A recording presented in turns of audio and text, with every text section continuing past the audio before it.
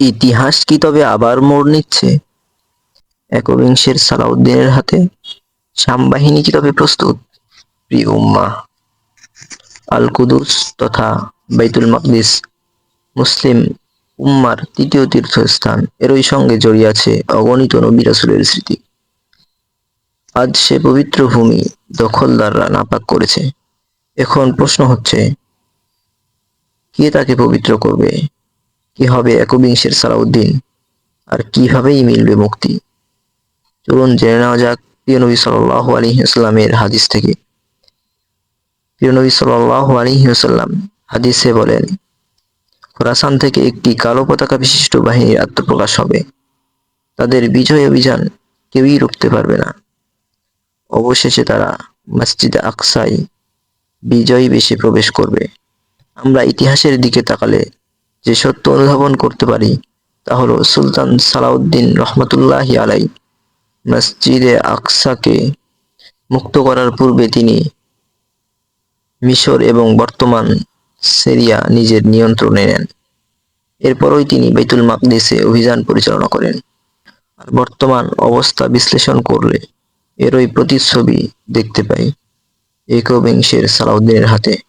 আর তা হলো হাদিসের শাম বাহিনীর অংশবিশেষ, হয়তো বর্তমান সিরিয়া সরকারের ধার্মিক সেনাবাহিনীর মাধ্যমে হতে যাচ্ছে।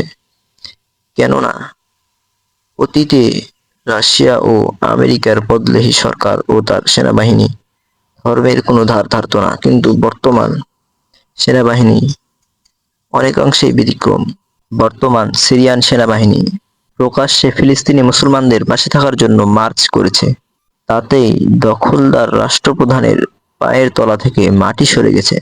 শাম মসজিদে নৈতিকতার প্রশিক্ষণ ও মসজিদে জামাতের সঙ্গে নামাজ আদায় এবং সাধারণ মুসল্লিদের সঙ্গে দুঃখ কষ্ট ভাগ করে নেওয়া আমাদেরকে সে সম্ভাবনার দিকেই নিয়ে যায়। এই যেন শাম বাহিনীর আকসা অভিযানের পূর্ব প্রস্তুতি, হয়তো সেরা সুযোগের অপেক্ষায় আছে।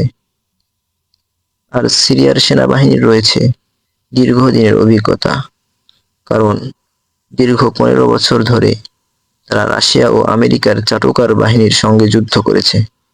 এ কারণে ঠুনকো অজুহাতে সিরিয়ার বিভিন্ন সামরিক সাইটে হামলা চালাচ্ছে দখলদার রাষ্ট্র ইসরায়েল। প্রিয় উম্মাহ, বর্তমান প্রেক্ষাপটের সঠিক ও নির্ভরযোগ্য টপিক দেখতে ভয়েস অফ মুসলিম চ্যানেলের সঙ্গেই থাকুন। আমাদের ভিডিওটি ভালো লাগলে লাইক, কমেন্ট এবং শেয়ার করে ছড়িয়ে দিন। সুস্থ থাকুন। আল্লাহ হাফেজ।